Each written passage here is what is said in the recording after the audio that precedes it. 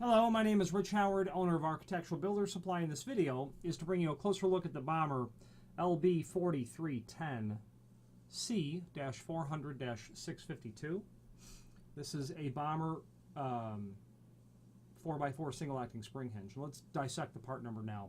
LB stands for a lube bearing or maintenance-free sort of bearing construction, exclusive to Bommer. 4310 is representative of the hinge type. It is a standard weight, commercial grade, with the quality of the hinge, the location of the screw holes.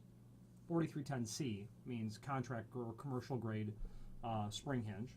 The -400 is the size, and on a hinge like this, the height comes first, so it's 4 inch tall by 4 inch wide. That's the 400 part of the part number.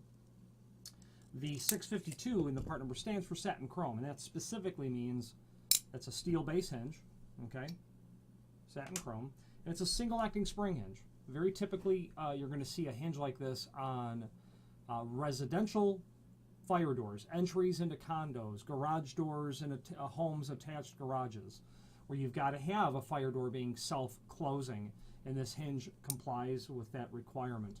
You can see from the swag on the hinge leaves that it's a full mortise hinge, meaning that when you install the hinge onto the door and frame, that the leaves are to be mortised flush. Okay, no problem there. Includes screws, all wood screws, all metal screws, and a complementary finish. It's going to include a tension rod for setting the tension, and then a pin, which you can see there, a silver steel pin, and I'll show you that. The box that the hinge will likely ship in is going to have the instructions for setting the tension on the back of it.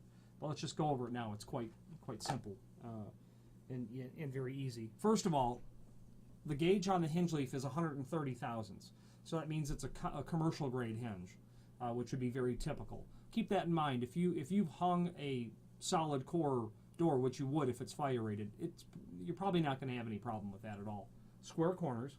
That's part of what the C means. You're going to have a square corner on a contractor commercial type hinge. Okay.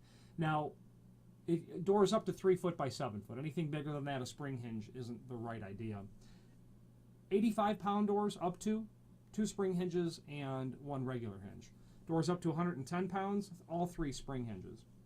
Now, I'm a fan of all spring hinges or more than you need because, and we'll get to the setting of the tension in a moment, I have found in my experience of installing and maintaining spring hinges on doors and making the doors continue to operate correctly, is that if you've got one on a door, you really need to set the tension very high in the spring to get the door moving, just literally moving fast enough with enough inertia so that it can get through the entire closing cycle so that it will actually close.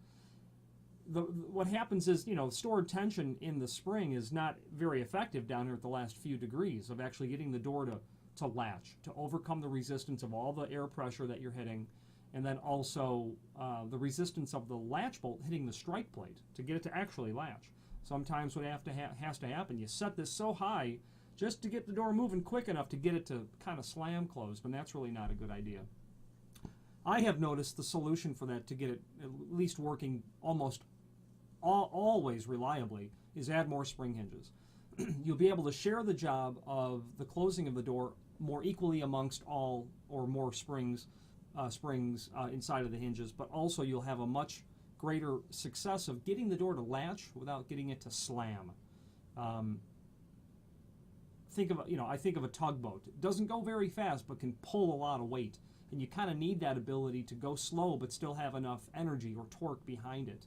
And that's my analogy to having more spring hinge, or my argument to have more rather than less. Now, setting of the tension is very easy. The tension collar, that's the thing in there with the holes in it, that should be pointed up. And it can work for a door that's either left-handed or a door that's right-handed. No problem at all. You'll insert that tension rod, which I'll just stick it out of the bag here a little bit. It's a black steel rod, into one of those holes and turn it clockwise. And as you do that, you can see that you reveal additional holes. It's into one of those additional holes that you'll insert that pin. That's right there. Okay, and that's what holds the tension on the spring. And you can continue to do that so that it works reliably for you. It's that simple. There are links below this video to the template, which shows everything important dimensionally about the hinge, the location of the screw holes, and much of the rest of it we've already gone over. Installation instructions are also there as well, should you need them, maybe for down the road. And then certifications and hinge selection guide, which is just technical speak from the manufacturer regarding what these are, should you need to insert that into an architectural specification. The last thing I'd like to point out to you is the logo on the hinge, if you can see that. I don't know if you can really well. It says Bommer, and right above it, it says Made in USA, a fact that Bommer is quite proud of, as am I to represent them. If you have any questions on the Bommer LB4310C-400-652 single acting spring hinge or any other Bommer product, please feel free to reach out to us. Thank you.